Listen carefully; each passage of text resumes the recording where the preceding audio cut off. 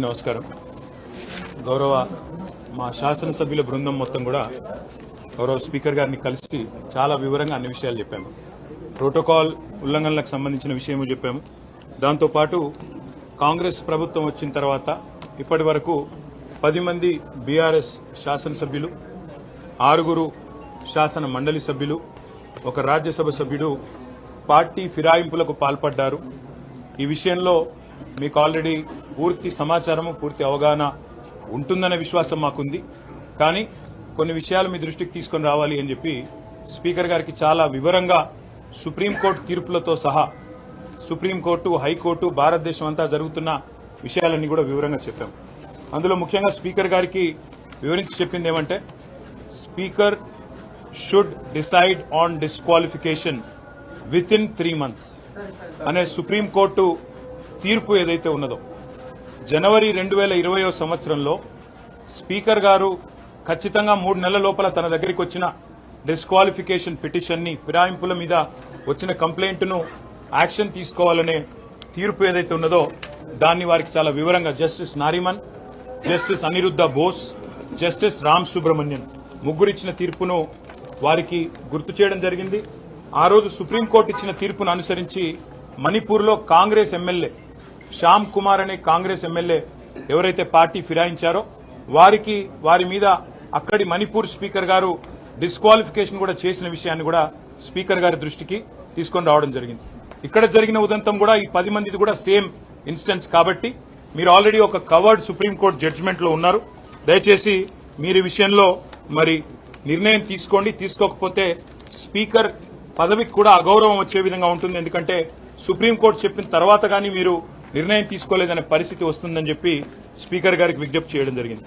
Speaker గారికి supreme court judgement కూడా చదివి కూడా నేను వినిపించాను. అందులో జడ్జిమెంట్ లో ఏముందో కూడా ఒక్క నిమిషం మీకోసం కూడా చదివి వినిపిస్తాను. సుప్రీంకోర్టు జడ్జిమెంట్ లో దిస్ ఇస్ కేశం మేఘచంద్ర సింగ్, అంటే ఆయన ప్రదేశ్ కాంగ్రెస్ కమిటీ అధ్యక్షుడు మణిపూర్, ఆయన వర్సెస్ స్పీకర్ మణిపూర్ లెజిస్లేచర్. దానిలో జనవరి 2020లో అక్కడ సుప్రీంకోర్టు ఇచ్చిన తీర్పు ఏంది అంటే చాలా స్పష్టంగా చెప్పారు. ఏమంటారంటే, therefore in any manner interdict judicial review in aid of the speaker arriving at a prompt decision as to disqualification under the provisions of the 10th schedule. Indeed, the speaker in acting as a tribunal under the 10th schedule is bound to decide disqualification petitions within a reasonable period.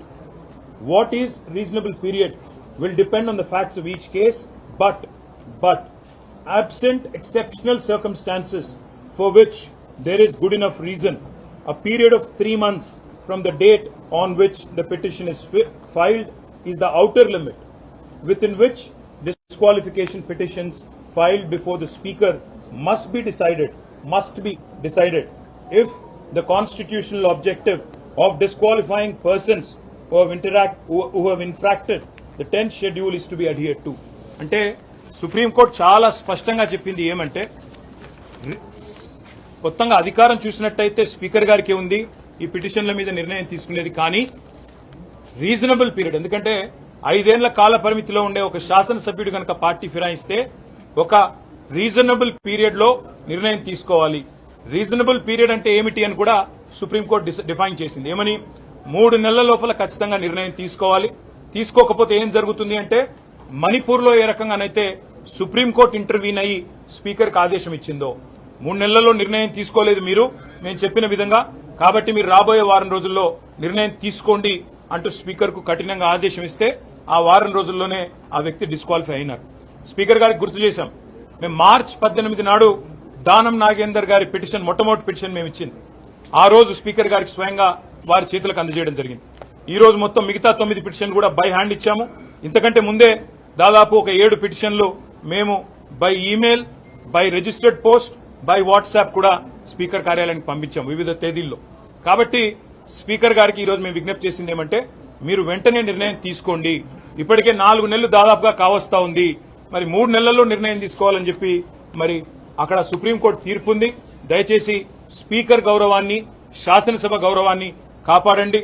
Supreme court మీకు direction ఇచ్చే పరిస్థితి తెచ్చుకోవద్దు అంటూ కూడా speaker గారిని మేము అభ్యర్థించడం జరిగింది.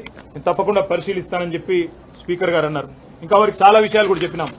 ఈ Congress party ఏ party అయితే ఈరోజు ఒకవైపు రాజ్యాంగం పట్టుకుని రాహుల్ గాంధీ గారు ఢిల్లీలో పోజులు కొడుతున్నారో నేను రాజ్యాంగ సంరక్షకుని అని, అదే కాంగ్రెస్ పార్టీ ఇవాళ రాజ్యాంగ భక్షకుల మాదిరిగా ఏ రకంగా వ్యవహరిస్తున్నారో కూడా వారికి వివరంగా చెప్పడం జరిగింది.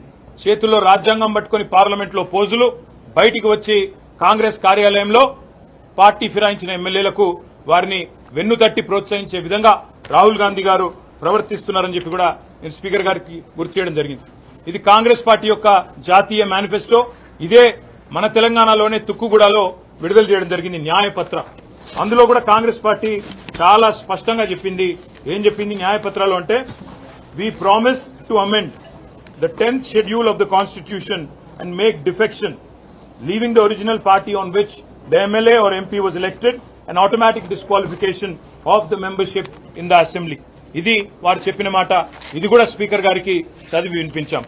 హర్యానాలో ఇదే కాంగ్రెస్ పార్టీ కొట్లాడుతా ఉంది. వాళ్ళ ఎమ్మెల్యే అక్కడ కిరణ్ చౌదరి గారు బీజేపీలో చేరితే ఇదే కాంగ్రెస్ పార్టీ హర్యానాలో అక్కడ స్పీకర్ తో కొట్లాడుతా ఉంది, డిస్క్వాలిఫై చేయండి అని కొట్లాడుతా ఉంది. అది కూడా స్పీకర్ గారికి గుర్తు చేసినాం. దాంతో పాటు స్పీకర్ గారికి మరిన్ని ఉదంతాలు కూడా దేశవ్యాప్తంగా ఉన్నాయి, వారికి గుర్తు చేసినాం. కర్ణాటకలో ఎక్కడైతే బీజేపీ పార్టీ కాంగ్రెస్ ఎమ్మెల్యేలను కొనుగోలు చేస్తుందని అక్కడి ముఖ్యమంత్రి సిద్దరామయ్య గారు చెప్తున్నారు. 50 కోట్లకొకరు చొప్పున పశువుల సంతలో పశువుల్ని కొన్నట్టు మా ఎమ్మెల్యేలని కొంటున్నారు అని చెప్పి అక్కడ సీఎం సిద్దరామయ్య గారి ఆక్రోశం ఏదైతే ఉన్నదో అది కూడా స్పీకర్ గారికి చెప్పాము. మీరు ఇలాంటివి అనుమతిస్తే ఇలాంటి వాటిని పరోక్షంగా మీరు పట్టించుకోకపోతే పరోక్షంగా ప్రోత్సహించినట్టే అవుతుందని చెప్పి కూడా వారికి చెప్పాం. స్పీకర్ గారు ఏ పార్టీ నుంచి అయితే గెలిచారో కాంగ్రెస్ పార్టీ నుంచి, అదే కాంగ్రెస్ పార్టీ ముఖ్య నాయకుడు రాహుల్ గాంధీ గారు గోవాలో అక్కడి కాంగ్రెస్ అభ్యర్థులందరితో కూడా ఈ రకంగా శపథం చేయించారు. మేమెవరెవరైతే బీఫామ్ తీసుకుంటున్నామో మేము పార్టీ ఫిరాయించము అని చెప్పి శపథాలు చేసిన వైనాన్ని కూడా వారికి గుర్తు చేసినాం.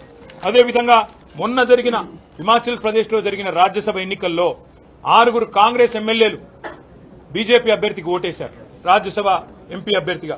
అక్కడ అసెంబ్లీ స్పీకర్ గారు డిస్క్వాలిఫై చేస్తే వారు దాన్ని సవాల్ చేస్తూ సుప్రీంకోర్టుకు పోయారు. సుప్రీంకోర్టు ఆ విషయంలో మేము అడ్డురాము, స్టే ఇవ్వము, స్పీకర్ గారు చేసింది కరెక్టే అని చెప్పి సుప్రీంకోర్టు కూడా హిమాచల్ ప్రదేశ్ లో తీర్పిచ్చింది. పార్టీ ఫిరాయింపుల విషయంలో సుప్రీంకోర్టు చాలా సీరియస్ గా ఉందనే విషయాన్ని కూడా వారికి చెప్పాము. ఇంకా మహారాష్ట్రలో కూడా జరుగుతున్న విషయాలు కూడా చెప్పాము. ఇదంతా స్పీకర్ గారికి చెప్పి మేము వారికి చెప్పిందల్లా ఏమంటే, సుప్రీంకోర్టు నిబంధనలు క్లియర్ గా ఉన్నాయి, మీకు కాపీ కూడా ఇస్తున్నాం సార్, మిమ్మల్ని కొంతమంది తప్పుదోవ పట్టిస్తున్నారు, ఏమీ కాదని, మీరు ఏ నిర్ణయం తీసుకోకుండా ఇబ్బంది రాదని, మీకే కలంకము రాదని చెప్పి కొంతమంది చెప్తా ఉన్నారు. వారిని స్పీకర్ గారిని మేము అభినందించాం కూడా. మన స్పీకర్ గారు ఒక దగ్గర ఒక యూట్యూబ్ ఛానల్కి ఇచ్చిన ఇంటర్వ్యూలో చాలా స్పష్టంగా చెప్పారు, నేనైతే వ్యక్తిగతంగా పార్టీ ఫిరాయింపులకు నాకు ఇష్టం లేదు, ఒక పార్టీ మీద గెలిచిన వాళ్ళు ఇంకో పార్టీకి పోవడం అనేది అనైతికం అని స్పీకర్ గారు ఏదైతే మాట్లాడారో మేము అభినందించాం. కానీ మాటలతోనే ఆగిపోకుండా మీరు వెంటనే మరి కార్యాచరణ కూడా ప్రారంభించి ఈ 10 మందిని కూడా అనర్హులుగా ప్రకటించి ప్రజాక్షేత్రంలో వారి బలాన్ని రుజువు చేసుకునే విధంగా స్పీకర్ గారు నిర్ణయం తీసుకోవాలని చెప్పి కూడా కోరాము. నేను పరిశీలిస్తాను, చట్టబద్దంగా రాజ్యాంగబద్దంగా ఏం చేయాల్సి ఉంటుందో తప్పకుండా అన్ని ఆలోచించి నిర్ణయం తీసుకుంటానని చెప్పి స్పీకర్ గారు చెప్పారు. మాకు స్పీకర్ గారి మీద ఇంకా విశ్వాసం ఉంది. ఒకవేళ వారు కనుక నిర్ణయం తీసుకోకపోతే తప్పకుండా సుప్రీంకోర్టుకి పోతాము. రాజ్యాంగబద్దమైన సంస్థలు భారతదేశంలో ఏవైతున్నాయో తీసుకుంటారని ఆశిస్తున్నాము. తీసుకోకపోతే తప్పకుండా న్యాయస్థానం, అత్యున్నత న్యాయస్థానం రాజ్యాంగ ధర్మాసనం కూడా చెప్పింది, 5 judge bench headed by chief justice of India May 2023లో చెప్పింది, ఈ పార్టీ ఫిరాయింపుల మీద ఏదైతే తీర్పు 3 జడ్జ్ బెంచ్ ఇచ్చిందో అది కరెక్ట్ అని చెప్పి రాజ్యాంగ ధర్మాసనం కూడా తీర్పిచ్చిందనే విషయాన్ని కూడా స్పీకర్ గారికి చెప్పాము. కాబట్టి తప్పకుండా దయచేసి తగిన న్యాయం చేయండి అని చెప్పి కూడా అభ్యర్థించాము, చేస్తారని చెప్పి మేము విశ్వసిస్తున్నాం. Thank you. పార్టీ ఫిరాయింపులకు పాల్పడతా ఉన్నారు. రెగ్యులర్ గా ఎమ్మెల్యేలు మీతో పాటు కనిపించిన రెగ్యులర్ గా అక్కడ చేరుతా ఉన్నారు. ప్రెజర్ ఉందా? ఎందుకోసం మారుతున్నారు? ఒకటే మాట బ్రదర్, ఇవాళ ఎంత దారుణంగా ఉంది రేవంత్ రెడ్డి గారి పరిపాలనలో పరిస్థితి అంటే, పేర్లు చెప్పను ఆ ఎమ్మెల్యేలు కూడా ఇబ్బంది పడతారు. ఒక 2 ఎమ్మెల్యేలు పార్టీ మారిన వాళ్ళు, వాళ్ళకి వాళ్ళ నియోజకవర్గంలో డీఎస్పీలు ఫోన్ చేసి మీరు మారండి, మారకపోతే మీకు ప్రాణగండం ఉందని కొంతమందిని భయపెట్టారు. స్వయంగా పోలీస్ అధికారులు ఫోన్ చేసి వాళ్ళ భయభ్రాంతులకు గురి చేసే విధంగా చేస్తున్నారు. ఇవాళ బీజేపీ చేస్తేనేమో వాషింగ్ మెషిన్ అంటారు, పాపాలు చేసిన వాళ్ళు అందులో పోతే పాప ప్రక్షాళన జరిగి బయటకు వచ్చిందని మాట్లాడుతూ ఉన్నారని చెప్పి రేవంత్ రెడ్డి గారు కాంగ్రెస్ పార్టీ ఆక్రోశిస్తుంది. వేరే రాష్ట్రాల్లో బీజేపీ కాంగ్రెస్ ఎమ్మెల్యేలను తీసుకుంటే మర్డర్ ఆఫ్ డెమోక్రసీ అంటారు. కానీ మరి ఇక్కడ మీరు చేస్తున్నది ఏంటి అని వారిని అడిగితే సమాధానం రాదు. కానీ వారు చేస్తున్నది కూడా సేమ్ పని. ఏం చేస్తున్నారు? కొంతమంది మీద కేసులు, విజిలెన్స్ దాడులు. మా రాజశేఖర రెడ్డి గారి బిల్డింగ్ పడగొట్టినారు, మా రాజశేఖర రెడ్డి గారి కాలేజ్ బిల్డింగ్ పడగొడతారు, మల్లారెడ్డి గారి ఆస్తుల మీద పోయి వాటిని ధ్వంసం చేస్తారు. కొంతమందిని డైరెక్ట్ గా మీకు ప్రాణగండం ఉందని భయపెడతారు. కొంతమందికి బిజినెస్లుంటే ఆ బిజినెస్ల్లో విజిలెన్స్ వాళ్ళని పంపించి ఇంకా ఇతరత్ర సంస్థలను పంపించి ఇబ్బంది పెట్టే ప్రయత్నాలు.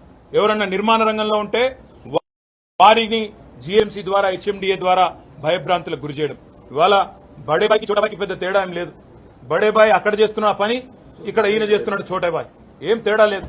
ఆయన తనకుండే అన్ని సంస్థలను వాడుతున్నాడు, బెదిరిస్తున్నాడు రాజకీయ పార్టీలను, వైరపక్షాలను. ఈయన కూడా అదే పని చేస్తా ఉన్నాడు. మాకు పార్టీ మారిన ఎమ్మెల్యేల మీద సానుభూతి ఉంది. ఎందుకంటే వాళ్ళు రాజకీయంగా ఆత్మహత్య చేసుకున్నారు. వారిని నేను కాపాడలేను, ప్రజలు తప్పకుండా వారిని శిక్షిస్తారు ప్రజాక్షేత్రంలో. అందుకే మేము చెప్పేది ఇవాళ రాజకీయాల్లో హత్యలుండవు, ఆత్మహత్యలే ఉంటాయనడానికి ఇవే ఒక గొప్ప నిదర్శనం నేను అనుకుంటా ఉన్నా. చాలా విషయాలు చెప్పాము, ఇక మిగతా విషయాలు చెప్తే మీరు ఇంకెక్కడికో వెళ్ళిపోతారు.